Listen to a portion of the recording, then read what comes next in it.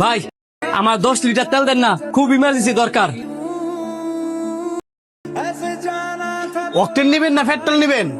Private car তো octane লাগবো। এই তো সুযোগ, দেখা তো মনে হইতেছে টিয়াওয়ালা লোক। ভাই অকটেন তো নাই। ভাই দেন না, ম্যানেজ করে দিতে পারেন কিনা? আমি একজন ডাক্তার, ইমার্জেন্সি হসপিটাল যাইতে হইব, আমার জন্য অনেকগুলো রুগী বসে রয়েছে। তেল তো নাই, তবে আরেক জায়গায় থেকে ব্যবস্থা করে দেওয়ান যাইব। 350 টাকা করে লিটার পড়বো, নিবেন?